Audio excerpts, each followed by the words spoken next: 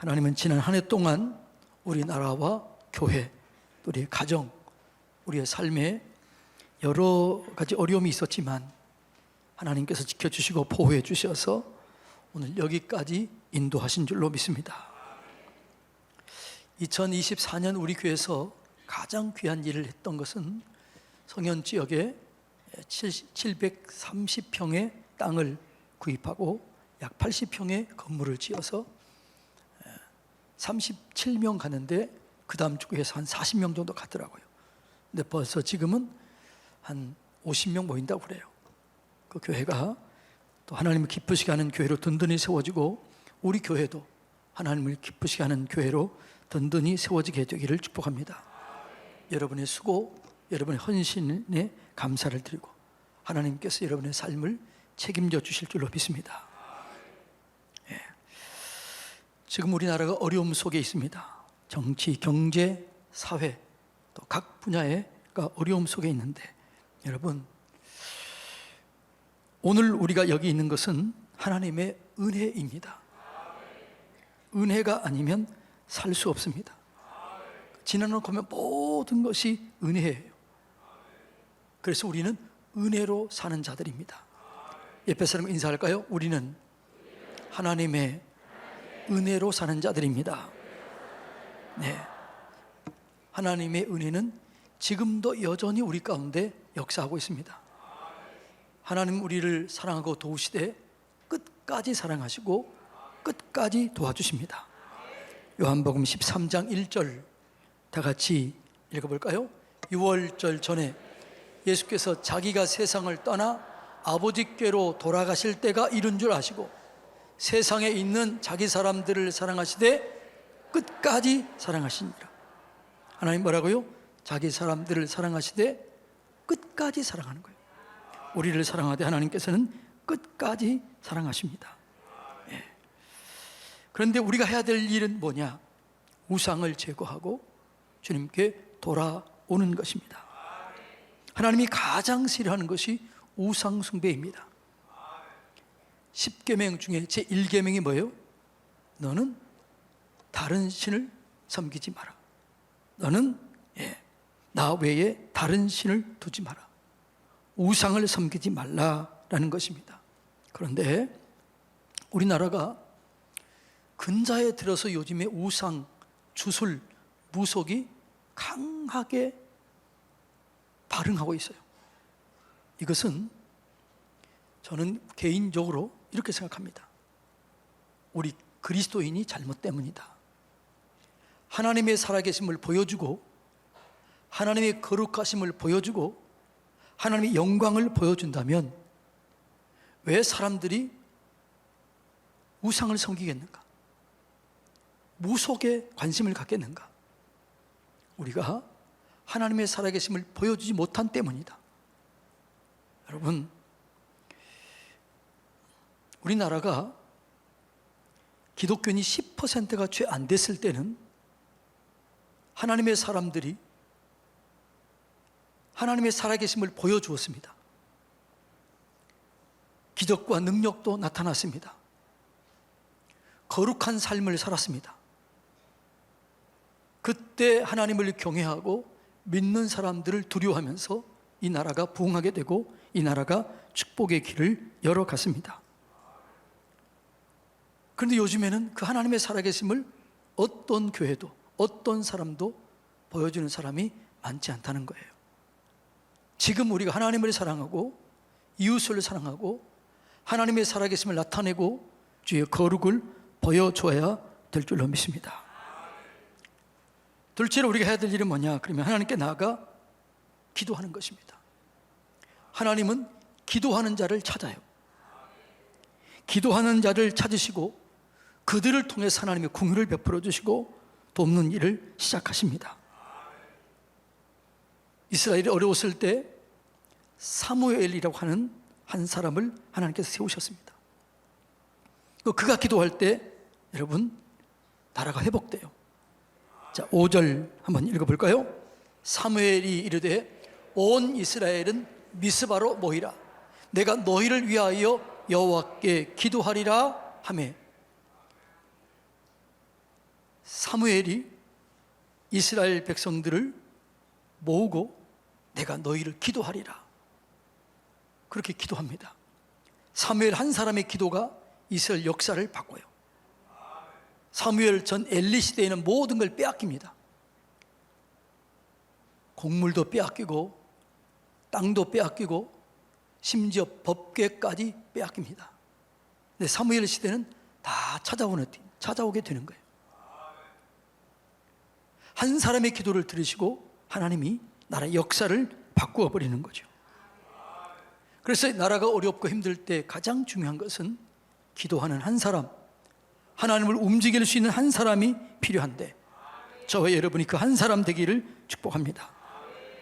하나님은 한 사람만 있어도 나라를 지키고 보호해 주시고 용서하신다라고 말합니다. 예레미야 5장 1절 다 같이 읽습니다. 너희는 예루살렘 거리로 빨리 다니며 그 넓은 거리에서 찾아보고 알라. 너희가 만일 정의를 행하며 진리를 구하는 자를 한 사람이라도 찾으면 내가 이 성읍을 용서하리라.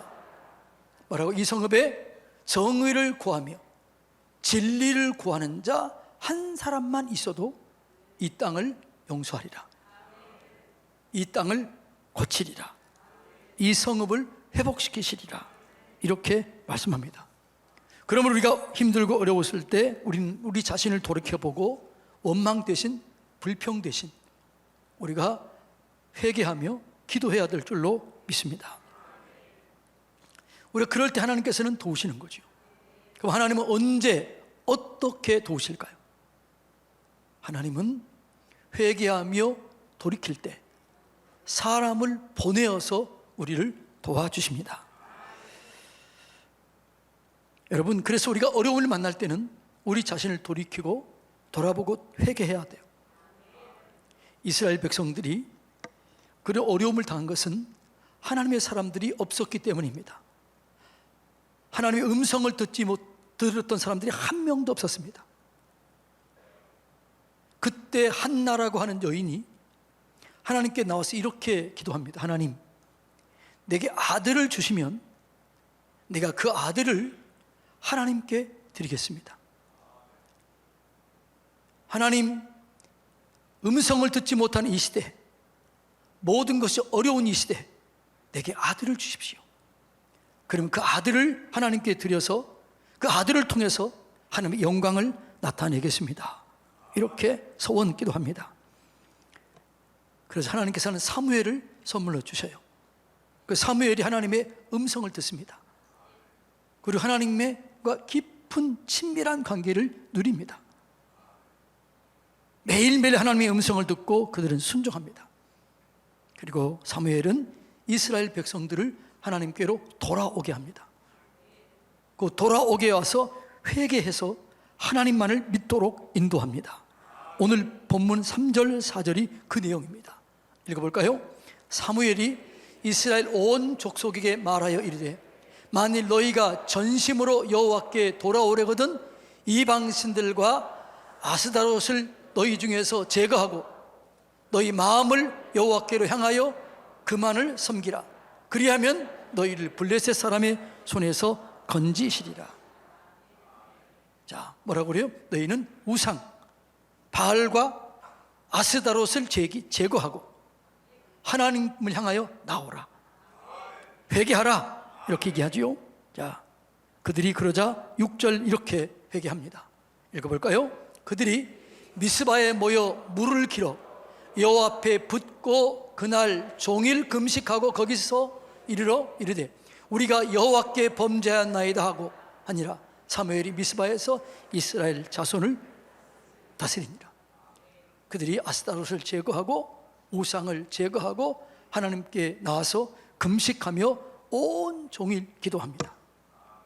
자, 그렇게 기도하고 온 종일 기도하고 있을 때 블레셋 사람들이 쳐들어와요. 여러분, 우리가 하루 정도 금식하면 몸에 힘이 빠집니다. 그들이 블레셋 사람들이 정탐해서 알고 있었던 거예요. 그래서 블레셋 사람들이 그 사실을 알고 쳐들어옵니다. 사무엘 시대가 오기 전에는 이스라엘 백성들이 한 번도 블레셋을 이겨본 적이 없는 거예요. 엘리 제사장 시대에는 모든 걸 빼앗기고 모든 전쟁에서 패했습니다. 그러자 그들이 두려워 떨면서 얘기해요. 사무엘이 얘기합니다. 우리를 위해서 기도해 주십시오. 우리 하나님께 기도해 주십시오. 그래서 사무엘이 어떻게 해요? 하나님께 나와서 어린 양 하나를 잡아서 제사를 드리고 하나님께 부르짖어 기도합니다. 그러자 하나님께서 기적을 일으켜서 블레셋 진영에 큰 우레를 발해서 그들이 정신 못 차릴 때 싸워서 이기게 해서 나중에는 한 번도 블레셋이 이기지 못하도록 하고 그 땅에 평화를 가져오게 됩니다. 자, 그 얘기를 오늘 이제 9절부터 12절에 이렇게 얘기합니다. 자, 읽어볼까요? 사무엘이 젖 먹는 어린 양 하나를 가져다가 온전한 번제를 여호와께 드리고 이스라엘을 위하여 여호와께 부르짖으매 여호와께서 응답하셨더라. 사무엘이 번제를 드릴 때에 블레셋 사람이 이스라엘과 싸우려고 가까이 오매 그날에 여호와께서 블레셋 사람에게 큰 우레를 발하여 그들을 어지럽게 하시니 그들이 이스라엘 앞에 패한지라. 이스라엘 사람들이 미스바에서 나가서 블레셋 사람들을 추격하여 백갈 아래 이르기까지 쳤더라. 사무엘이 돌을 취하여 미스와 센 사이에 세워 이르되 여호와께서 여기까지 우리를 도우셨다 하고 그 이름을 에벤 에셀이라 하니라. 하나님께서 이기기 위해서 하나님 영광을 나타냅니다. 그래서 기념비를 세웠는데 그 기념비의 이름이 뭐예요? 에벤 에셀. 그래서 오늘 에벤 에셀 하나님, 그 뜻이 뭐예요? 여기까지 도우신 하나님, 여기까지 인도하신 하나님.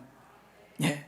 여러분, 우리가 힘들고 어려울 때 원망하고 불평하면 악이 쌓여져요. 그래서 여러분, 지금 우리가 나라가 어렵고 힘들 때 원망하고 불평하면 거기서 끝나버리는 거예요. 그런데 우리가 돌이키고 회개하면 하나님께서 이 땅을 고쳐주실 줄로 믿습니다. 개인이 회개하고 기도하면 개인을 치료하고 회복시켜요. 요한일서 1장 9절 한번 읽어볼까요? 만일 우리가 우리 죄를 자백하면 그는 미쁘시고 의로우사 우리 죄를 사하시며 우리를 모든 불의에서 깨끗하게 하실 것이요. 자, 우리가 힘들고 어려울 때 우리 죄를 자백하면 하나님께서 우리 죄를 용서하시고 우리를 치료하시고 회복시키시고 온전하게 하십니다. 나라가 어려울 때 회개하면, 하나님의 백성들이 회개하면 그 땅을 고쳐주신다라고 말합니다. 역대하 7장 14절 다 같이 읽습니다. 내 이름으로 일컫는 내 백성이 그들의 악한 길에서 떠나 스스로 낮추고 기도하여 내 얼굴을 찾으면 내가 하늘에서 듣고 그들의 죄를 사하고 그 땅을 고칠지라. 아멘. 지금 나라가 위기 속에 있습니다. 그런데 우리가 원망, 불평 대신에 회개의 자리로 나와서 하나님의 백성들이 기도하면 이 땅을 고쳐주시고 회복시켜 주실 줄로 믿습니다. 우리나라는 위기 때마다 하나님이 사람들을 세우셨고 교회 역사가 그렇습니다. 우리나라가 임진왜란 때 다 무너질 때 그때 한 사람을 세워요. 그게 누구예요? 이순신 장군을 세워서 나라를 구합니다. 우리나라가 IMF 때 다 망할 줄 알았습니다. 그렇게 위기를 당한 나라는 다시 세워진 나라가 없습니다. 그런데 하나님께서 하나님이 지도자를 세우시고 백성들이 금목일 하게 해서 2년 만에 IMF를 극복하게 했습니다. 세상 사람들이 깜짝 놀랐습니다. 그때부터 한국이 주목을 받기 시작해요. 그리고 K-팝, K-드라마, K-뮤직, 요즘에 K-소울, 이것이 확장되고 있는 것이죠. 여러분, 지금 이 나라가 지금 어려울 때 우리가 기도하면 세계 속의 사람들이 주목할 것입니다. 위기를 극복하는 나라, 민주주의를 견고하게 세우는 나라, 세계 모델이 되어서 이 나라를 주목할 것이고, 그리고 다시 이 나라는 세계 선교의 사명의 주역이 될 것입니다. 지금 우리가 진짜 해야 될 것은 기도하는 것입니다. 하나님, 의로운 자를 세워주십시오. 정의와 공의가 하수처럼 흐르게 하여 주시옵소서. 자기를 위해서 사는 것이 아니라, 자기 권력을 위해서 사는 것이 아니라 하나님을 두려워하고 하나님의 정의를 세우는 그런 사람을 세워주십시오. 그렇게 기도할 때 하나님께서 이 나라를 회복시켜 주실 것입니다. 그리고 세계를 깜짝 놀라게 하실 것입니다. 와우, 대한민국. 그러면 이 나라는 다시 한번 쓰임받게 될 것입니다. 오늘 2시부터 우리 청년들을 중심으로 5시간 동안 나라와 민족을 위한 기도회를 갖습니다. 여러분들 함께 동참해 주시기를 축복합니다. 그러니까 하나님께서는 어떤 문제를 해결할 때 사람을 준비시키시고 사람이 준비되면 그를 쓰시는 거예요. 모세가 준비되었을 때 모세를 쓰셨고, 여호수아가 준비됐을 때 여호수아를 통해서 나라를 구원했고, 다윗이 준비됐을 때 그를 통해서 나라의 역사를 부흥케 했습니다. 이것이 하나님의 방법인 줄로 믿습니다. 이 나라가 위기일 때 지금 우리가 기도하면 하나님께서는 하나님의 사람을 세우세요. IMF를 극복해서 세계를 놀라게 했던 것처럼 이 나라 위기를 극복해서 또 한 번 세계를 놀라게 하는 그런 민족으로 세워주실 줄로 믿습니다. 그 길은 우리가 회개하는 길밖에 없어요. 두 번째로 성령님을 통하여 도와주십니다. 성령님의 이름이 파라클레토스, 보혜사, 돕는 자, 상담자, 이런 의미가 있습니다. 하나님은 하나님의 감동으로 우리를 도우십니다. 우리를 바른 길로 인도하십니다. 안정되게 하실 줄로 믿습니다.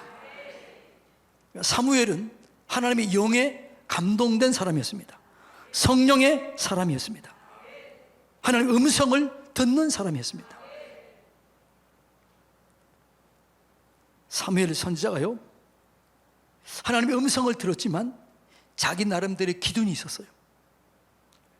그래서 왕을 요청했을 때 자기 나름대로의 기준이 있었던 거예요. 그랬을 때 하나님이 사무엘에게 이렇게 합니다. 사울을 보여주면서 얘기해요. 너가 찾는 그 사람이다. 이게 중요해요. 하나님이 찾는 게 아니라 누구라고요? 사무엘, 너가 찾는 그 사람이다. 이렇게 얘기를 해요. 그런데 그 사울 왕이 처음에는 겸손하고 하나님을 의지했지만 나중에는 타락합니다. 하나님과 멀어집니다.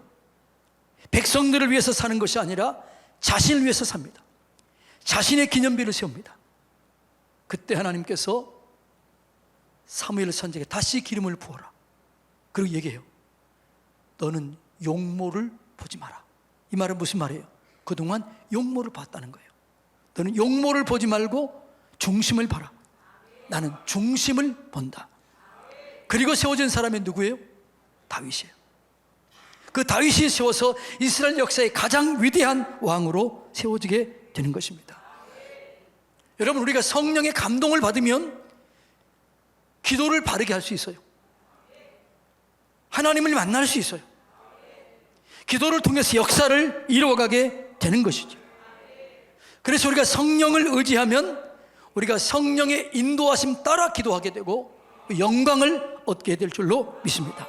로마서 8장 26절 한번 읽어볼까요? 이와 같이 성령도 우리의 연약함을 도우시나니 우리는 마땅히 기도할 바를 알지 못하나 오직 성령이 말할 수 없는 탄식으로 우리를 위하여 친히 간구하시느니라. 할렐루야. 여러분이 힘들고 어려운 일을 만날 때는요, 성령님을 의지하십시오. 물어보십시오. 내가 무엇을 해야 됩니까? 내가 어떻게 해야 됩니까? 이 나라를 위해서 내가 무엇을 기도해야 됩니까? 물어보면 하나님께서 분별력을 줘요. 여러분, 이럴 때 잘 분별해야 될 줄로 믿습니다. 잘 분별하지 않으면 사람을 따라가다 망해요. 하나님의 성령에 민감해야 될 줄로 믿습니다. 이럴 때는 원망불평 대신에 하나님께 나아가서 성령의 인도를 받고 기도하면 이 나라를 고쳐주실 줄로 믿습니다. 기도하면 하나님의 뜻을 알 수 있어요. 하나님의 뜻을 알고 기도하면 화가 변해서 복이 돼요. 합력해서 선이 이루어져요. 그래서 회복이 되는 거죠. 로마서 8장 28절 다 같이 읽어볼까요?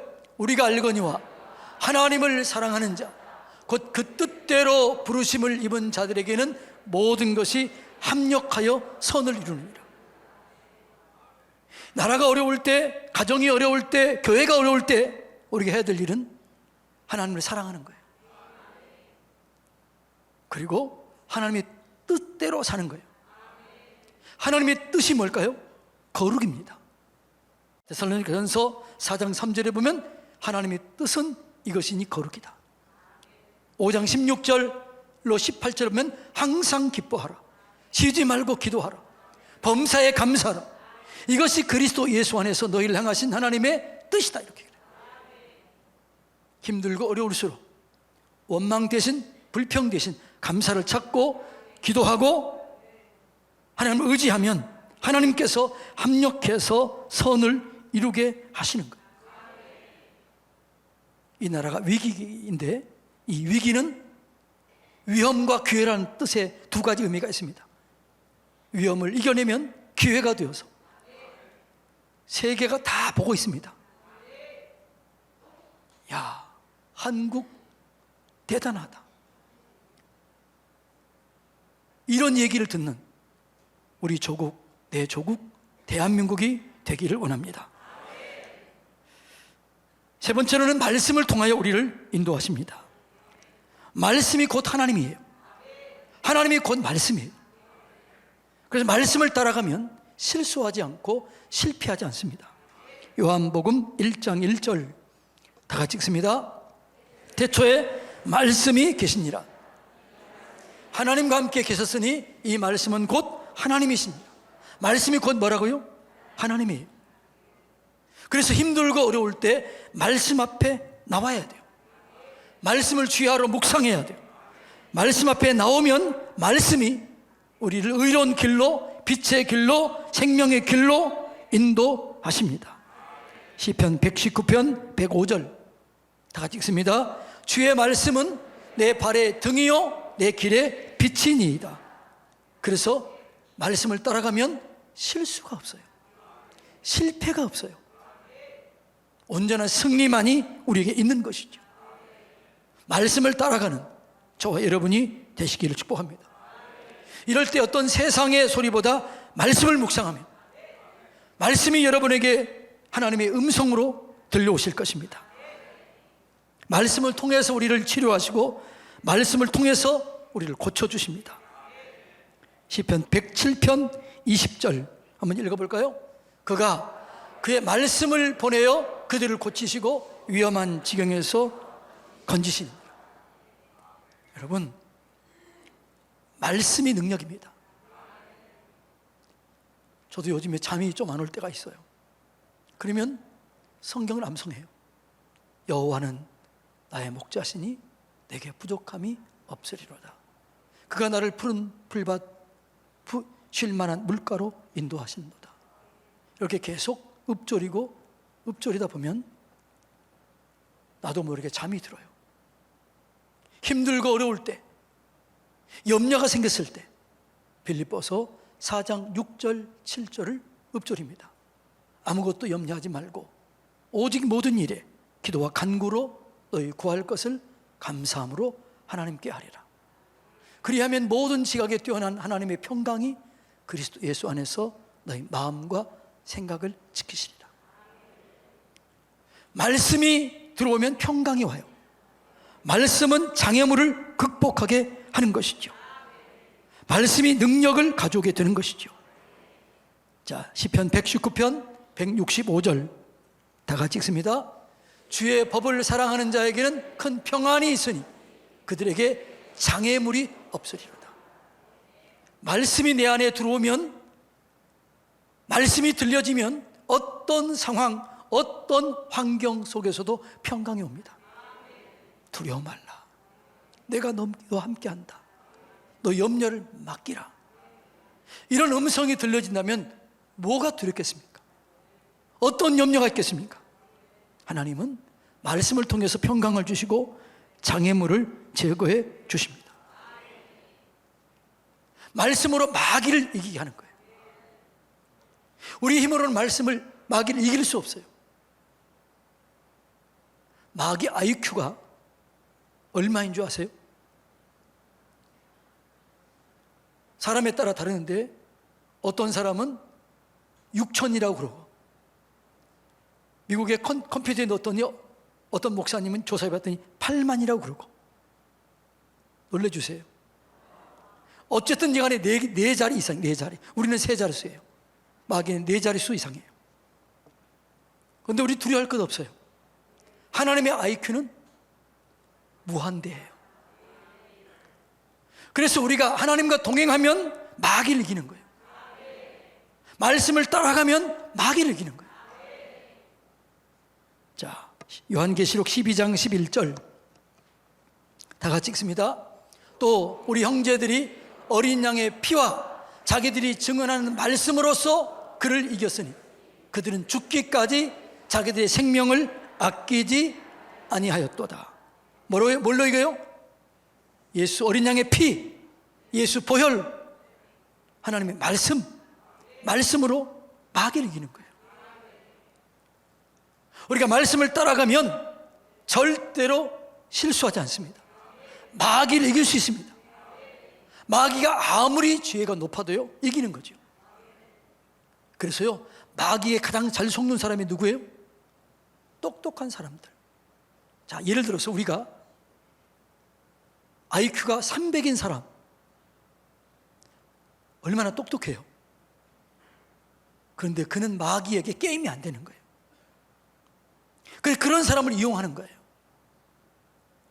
그러나 우리가 부족하다 할지라도 무한대이신 예수님과 연합하면 무한대의 하나님께서 이기게 하실 줄로 믿습니다. 나라가 참 어렵습니다. 그런데 이 위기는 우리나라를 영광스럽게 드러내는 기회가 될 줄로 믿습니다. 나라를 위해서 간절히 기도하시기를 바랍니다. IMF를 통해서 세계 속에 한국을 더 강력하게 드러냈습니다. 위기 때마다 이 위기를 극복했습니다. 그래서 세계는 우리나라를 뭐라고 얘기하냐면 민주주의의 복원력이 가장 강한 나라, 이렇게 알려졌습니다. 다시 한번 기회입니다. 기도하면 하나님께서 하실 줄로 믿습니다. 원망, 불평 대신 기도를 선택하십시오. 회개하십시오. 그러면 하나님께서 이 땅을 고쳐주실 줄로 믿습니다.